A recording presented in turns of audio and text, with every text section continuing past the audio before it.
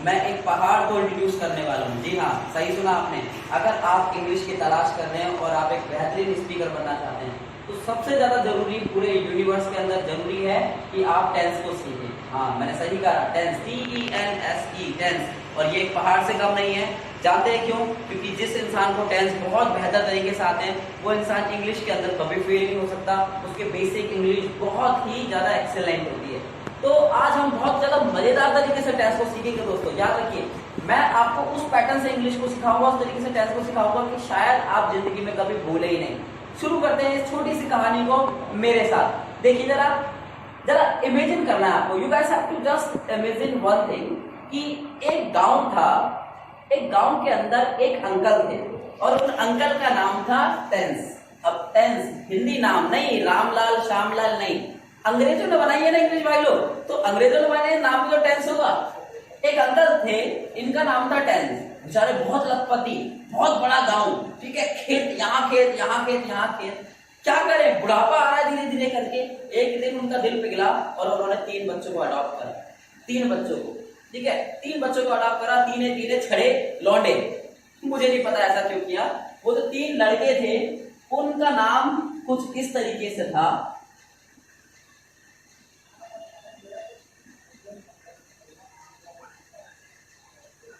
तो अंकल ने इन 3 बच्चों को अडॉप्ट किया। अंकल ही छड़े थे, शादी नहीं हुई थी, जमीन खूब सारी थी। लड़कियां लेकर आते अनाथालय से तो कहीं ना कहीं उनको विवाह करने के बाद उनको बाय बाय बोलना पड़ता। लेकिन शाणे थे अंकल, 1.5 शाणे थे। हाँ बाबू, वही आवाज शाणे होने। तो अंकल ने क्या करा, अंकल 3 लड़कों को लेकर आए भाई साहब। 3 लड़के, और नाम भी बड़ा सॉलिड, सोच समझ के रखा। पहले लड़के का नाम था प्रेजेंट, उसके बाद दूसरे का नाम था पास, तीसरे का नाम था फ्यूचर। तीनों के तीनों लायक बच्चे, बहुत अच्छे, संस्कारी, बाप का कहना मानते थे। तीनों को एक एक खेत बांट दिया गया। अब क्या, जिंदगी बहुत अच्छे से चल रही है, सब कुछ ठीक ठाक चल रहा है। अब जहां जहां अंकल जाते थे, पहले वाले यानी पहला बेटा जाता था, बाप उसका साथ में जाता था, ठीक है। तो जहां जहां प्रेजेंट जाता था वहां वहां उनका बाप जाता था। तो इस तरीके से प्रेजेंट टेंस बना, इस तरीके से पास्ट टेंस बना और फ्यूचर टेंस बना। अब ये कहानी थोड़ी सी बोर होने लगी, यानी कि वक्त बीता, ठीक है, अब जमीन और ज्यादा बढ़ गई उनकी। अब वो क्या करें, तो उन्होंने डिसाइड करा कि बाबा एक काम करते हैं ना, 4 बच्चे और खरीद के लाओ ना यार। खरीद का मतलब कोई बाजार के अंदर नहीं मिलते बच्चे, अनाथालय में जी, ऑर्फन हाउस के अंदर वो गए। उन्होंने 4 बच्चों को अडॉप्ट करा। जी हाँ, 4 बच्चे, खूबसूरत, प्यारे, नॉटी 4 बच्चों को उठा के लाए और उन 4 बच्चों का नाम उन्होंने रखा इस तरीके से।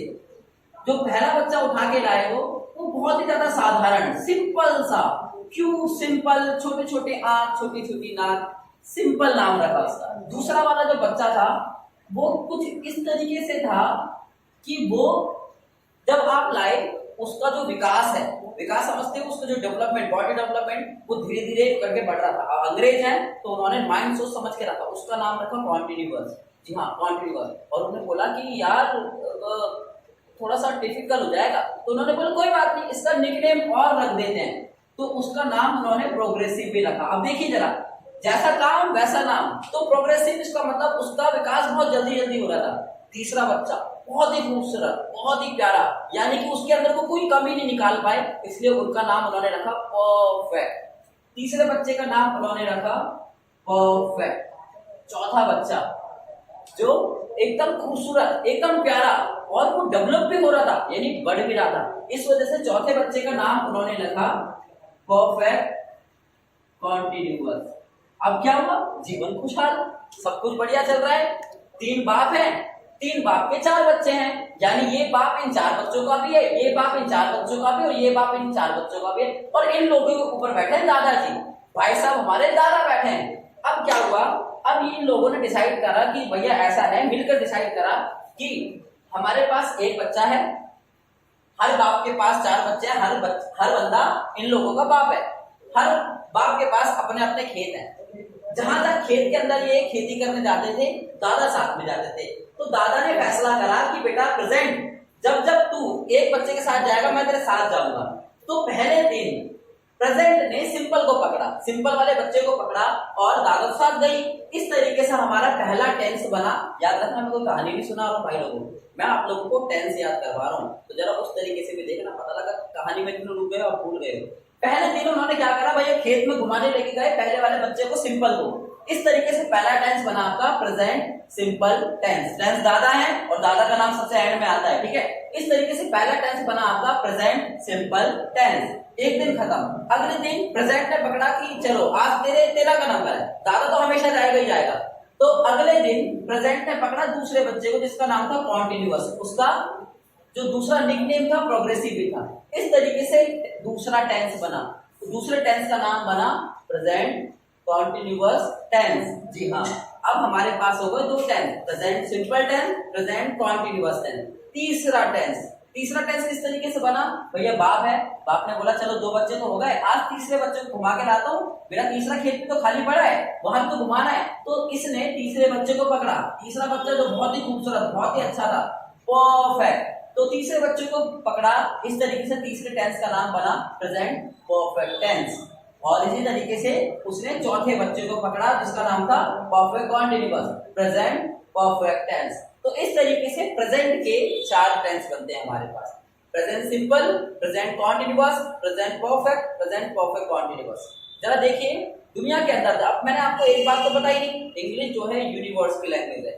English is spoken in whole world, पूरे ग्लोब की लैंग्वेज है, इसको ग्लोबल लैंग्वेज बोला जाता है। तो अब ग्लोब की लैंग्वेज है तो इसके नाम भी अलग अलग है, इसको सिंपल भी बोलते हैं, इसको इंडेफिनिट भी बोलते हैं, ठीक है। तो घबराना नहीं, इसको प्रेजेंट सिंपल टेंस भी बोलते हैं, इसको प्रेजेंट इंडेफिनिट टेंस भी बोलते हैं। सो इस तरीके से प्रेजेंट के हो गए चार, प्रेजेंट के हो गए चार tense, present simple, present continuous, present perfect, present perfect continuous. ठीक है भैया, दादा ने बोला अब तू खुश है, हाँ बाबा मैं खुश हूँ। अब वो आए दूसरे बच्चे के पास, इसके दूसरे बच्चे का नाम था पास, उसको बोला कि बेटा जो उन्होंने फॉलो करा है सेम आप फॉलो करो, आपके भी चार खेते रखे, एक एक बच्चे को एक एक दिन घुमाओ। तो पास ने बोला ठीक है बाबा। वो पहले दिन पहले बच्चे को लेके गया और दादा तो साथ में गई। इस तरीके से पास्ट के भी चार बने, कैसे, past simple tense, past continuous tense, past perfect tense, past perfect continuous tense. तो इस तरीके से भी पास्ट के चार टेंस बने। लास्ट में बचा हमारा तीसरा बच्चा, टेंस का जो तीसरा बच्चा था उसका नाम था फ्यूचर, फ्यूचर से था, बहुत फ्यूचरिस्टिक था। उसने बोला ठीक है बाबा अब मेरी बारी, चार मेरे खेत पड़े हैं, मैं भी तो बच्चों को लेके जाऊंगा ना। उन्होंने बोला हाँ तो फिक्र क्यों कर रहा है, मैं भी तेरे साथ जाऊंगा। टेंस हमेशा साथ रहता था, दादा हमेशा साथ रहते थे। इस तरीके से हमारा जो फ्यूचर के टेंस बने, future simple tense, future continuous tense, future perfect tense, future perfect continuous tense. तो चार हो गए फ्यूचर के, चार प्लस चार प्लस चार, तो टोटल जो टेंस होते हैं हमारे पास होते हैं 12। इंग्लिश के अंदर टेंस जो होते हैं टोटल होते हैं 12।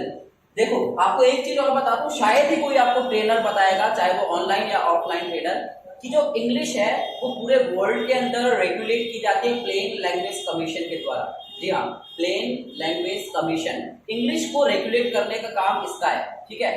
PLC को बोलते हैं। PLC का बेसिक काम क्या है, पूरे वर्ल्ड के अंदर इंग्लिश को क्या करना, एलोबरेट करना, या फिर इसको हर जगह तक कोने कोने तक पहुंचाना। आप पहुंचाएगा कैसे, डाकिया, गूगल है ना भाई, गूगल है वहां पर। अगर आप CBSE के बच्चे हैं तो आपने देखा होगा कि CBSE के अंदर यानी आपके स्कूल के अंदर जो आपके टीचर्स होते हैं ना, उनकी भी ट्रेनिंग होती है, यानी कि CBSE बोर्ड से या फिर बाहर से ट्रेनर्स आते हैं, उनको सिखाते हैं, फिर जो भी चीजें बननी होती हैं वो आपको बताते हैं। उस तरीके से जो प्लेन लैंग्वेज कमीशन है वो पूरे वर्ल्ड के अंदर इंग्लिश को बताती है, एक्सप्रेस करती है, वो बताती है कि कौन सा क्या है, क्या क्या चेंज आ रहा है। इंग्लिश को पूरे वर्ल्ड की लैंग्वेज इस वजह से कहते हैं क्योंकि वो एक वॉग लैंग्वेज है, वो अपने साथ एक कल्चर को लेकर चलती है, वो समय के साथ साथ चेंज होती है और हर तरीके से ढल जाती है।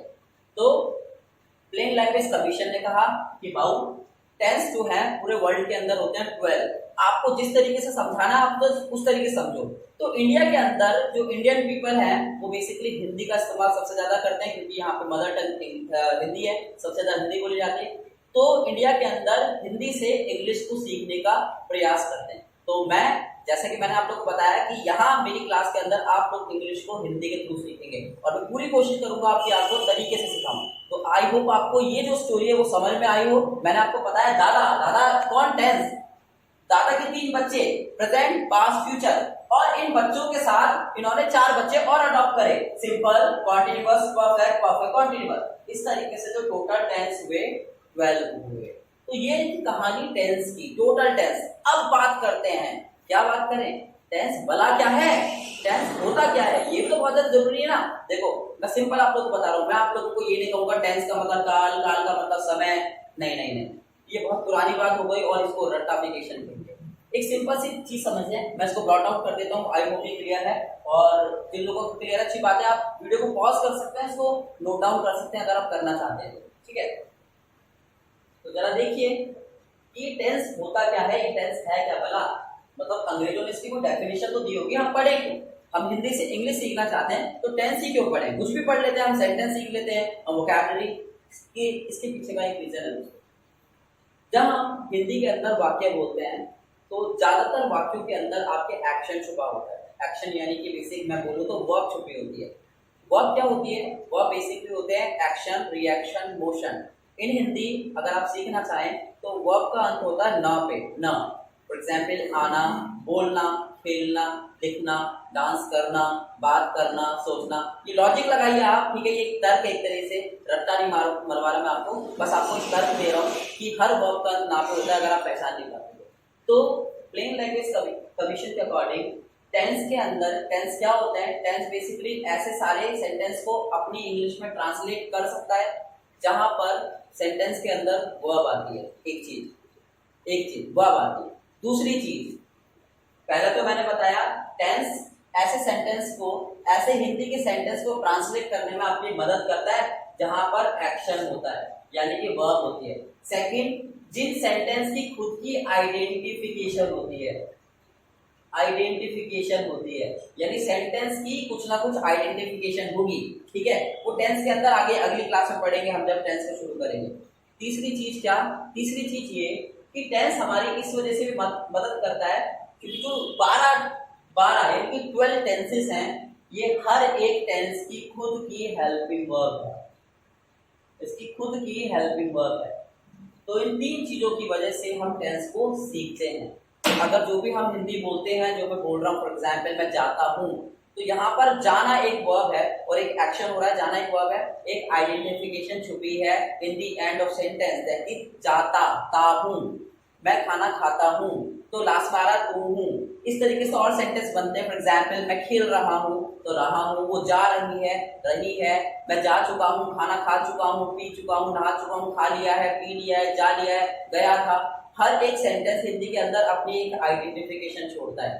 टेंस क्या करता है, उस आइडेंटिफिकेशन को पकड़ता है और आपको बताता है कि ये इस वाले टेंस का पार्ट है और आपको ट्रांसलेट करने में मदद करता है। इंग्लिश के अंदर टेंस की डेफिनेशन क्या है, जरा देख लेते हैं एक बार। अगर आप देख सकते हैं तो अच्छे से, मैं इसकी डेफिनेशन को लिखता हूं इंग्लिश के अकॉर्डिंग, देखिए जरा।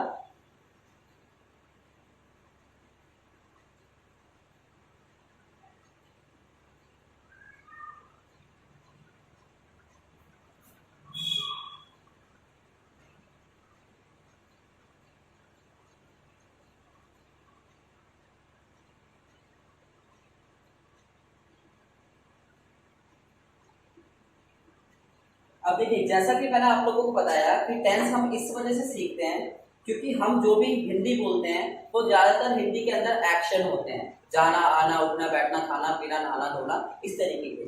तो इन सारे एक्शन वाले सेंटेंसेस के अंदर बहुत सारे सेंटेंस ऐसे होते हैं जो सेंटेंस टेंस के अंदर आते हैं। तो टेंस की डेफिनेशन को एक बार देख लेते हैं कि हम टेंस क्यों पढ़ते हैं। इस तरीके से मैंने लिखा है, tense is a part of verb. Verb का मतलब होता है क्रिया। ये क्रिया का वो हिस्सा है विच यानी जो कि, टेल्स बताता है, अस हमें बताता है। कौन बताता है? टेंस। टेंस हमको बताता है अबाउट यानी बारे में, right time of action, action का राइट टाइम बताता है। फॉर एग्जाम्पल मैं जाता हूं तो जाना एक क्या है, वर्ब है और लास्ट में आ रहा है हूं, इसका मतलब प्रेजेंट। ये टेंस ने मेरे को बताया। प्रेजेंट तुमने बोला कि प्रेजेंट है और मैं बोला मैं जाता था, टेंस ने बताया ये पास्ट है। मैं जाऊंगा, टेंस ने बताया ये फ्यूचर है। तो टेंस क्या करता है? टेंस करता ये है कि आपके जो सेंटेंस है उसका करेक्ट टाइम बताता है कि ये प्रेजेंट है, ये पास्ट है, ये फ्यूचर है। और आगे बढ़ो, मैंने आपको प्रेजेंट पास्ट फ्यूचर के बेटे कराए थे, वो बताता है एग्जैक्टली प्रेजेंट का सिंपल है, ये प्रेजेंट का कॉन्टिन्यूअस है, ये प्रेजेंट का परफेक्ट है, या प्रेजेंट का परफेक्ट कॉन्टिन्यूअस है। इसीलिए हम टेंस को पढ़ते हैं। और एक बार अगर आपने टेंस को अच्छे से पढ़ लिया, हर तरीके से सेंटेंस आप बनाने में बहुत ही ज्यादा सक्षम हो जाएंगे। तो आज की क्लास मैं यही खत्म करता हूं, और जाने से पहले अगले 20 सेकंड के अंदर मैं ब्रीफ इंट्रोडक्शन देता हूं। मैंने आपको बताया टेंस को 3 पार्ट में डिवाइड करते हैं, present, past, future. Present, past, future, और इसको सब डिवाइड करते हैं 4 पार्ट के अंदर। सिंपल यानी कि इंडेफिनिट, दूसरा होता है कॉन्टिन्यूअस जिसको प्रोग्रेसिव भी बोलते हैं, तीसरा होता है परफेक्ट, चौथा होता है परफेक्ट कॉन्टिन्यूअस। और इस तरीके से प्रेजेंट के भी 4, पास्ट के भी 4, फ्यूचर के भी 4, टोटल 12 टेंसेस होते हैं हमारे पास। आज की क्लास में बस इतना ही दोस्तों। जब हम अगली क्लास की वीडियो बनाएंगे तो उस क्लास के अंदर हम पहले टेंस को डिस्कस करेंगे। आई होप आपको मेरी वीडियो पसंद आई होगी, तो आपको मेरा तरीका पसंद आया। अगर मेरा तरीका पसंद आया तो मैं चाहूंगा कि आप अपने कीमती कमेंट को मेरे कमेंट बॉक्स के अंदर छोड़े और मुझे बताएं कि आपको मेरे पढ़ाने का अंदाज कैसा लगता है। और एक बात जरूरी है कि आप मेरी वीडियो को लाइक जरूर करें। अगर आप लाइक करेंगे तो मेरे को लगेगा कि ये मेरी एप्रिशिएशन है। लाइक करें, सब्सक्राइब जरूर कर लें, क्योंकि आने वाली जितनी भी वीडियोस हैं उसके अंदर हम टेंसेस को बहुत ही आराम से डिस्कस करेंगे। और यकीन मानिए मेरा, मैं बहुत ही अच्छे तरीके से आपको हिंदी से इंग्लिश बोलना सिखाऊंगा, दावे के साथ। बस आपको फॉलो करना है और एक भी वीडियो को छोड़ना नहीं है, ठीक है। Thank you so much. आपसे अगली क्लास में यानी कि अगली वीडियो में मुलाकात करूंगा। आप लोगों का दिन शुभ हो। नमस्ते।